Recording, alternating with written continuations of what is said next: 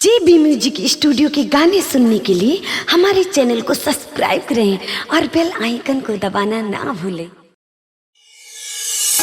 ए भैया, आपके सब जन मिलके प्रधान पद के सबसे कुशल, कर्मठ और ईमानदार उम्मीदवार बीरू भैया।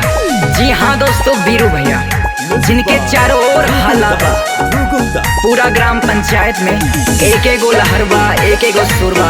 ए भैया सुनी सब, बीरू भैया जिंदाबाद जिंदाबाद जिंदाबाद। बीरू भैया के लहर खूब उठाता रे हो, बीरू भैया जिंदाबाद जिंदाबाद जिंदाबाद। बीरू भैया के लहर खूब उठाता रे हो, विरोधियन के पसीना अब छुटाता रे हो। घूमी घूमी के सबके बता देना है, घूमी घूमी के सबके बता देना है। अब की कारवा पे मोहर लगा देना है, अब की कारवा पे मोहर लगा देना है। सब विरोधियन को अंगूठा दिखा देना है, सब विरोधियन को अंगूठा दिखा देना है। बीरू भैया जिंदाबाद जिंदाबाद जिंदाबाद। कार निशान जिंदाबाद जिंदाबाद जिंदाबाद। बीरू भैया जिंदाबाद जिंदाबाद जिंदाबाद। कार निशान जिंदाबाद जिंदाबाद जिंदाबाद। कार निशान जिंदाबाद। सबका से अच्छा दिलवा के सच्चा, बारे अपन प्रत्याशीन हो।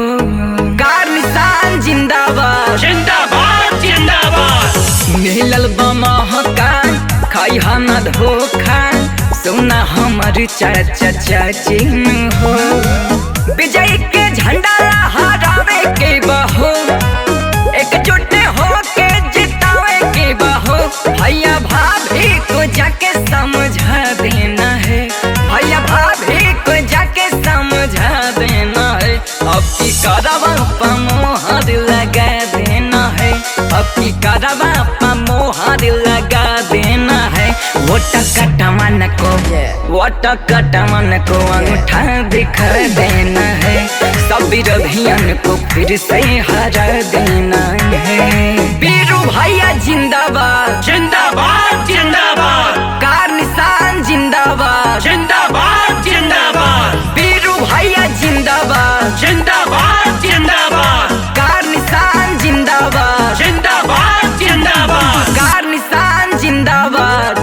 जाति पाति के भेद मिटा होले, सबका रहेल साथान हो।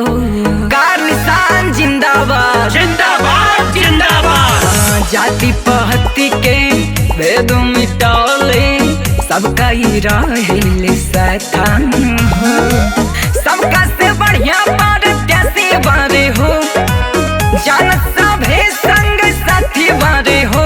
सबको नारा लगा के बता देना है, सबको नारा लगा के बता देना है। अब की करवा पर मोहर लगा देना है, अब की करवा पर मोहर लगा देना है। वोट कटवन को अंगूठा दिखा देना है, वोट कटवन को अंगूठा दिखा देना है। बीरू भैया के लहर खूब उठाता रे हो, बीरू भैया जिंदाबाद जिंदाबाद जिंदाबाद। बीरू भैया के लहर खूब उठाता रे हो, विरोधियन के पसीना अब छुटाता रे हो। घूमी घूमी के सबके बता देना है, घूमी घूमी के सबके बता देना है। अब की कारवा पे मोहर लगा देना है, अब की कारवा पे मोहर लगा देना है। सब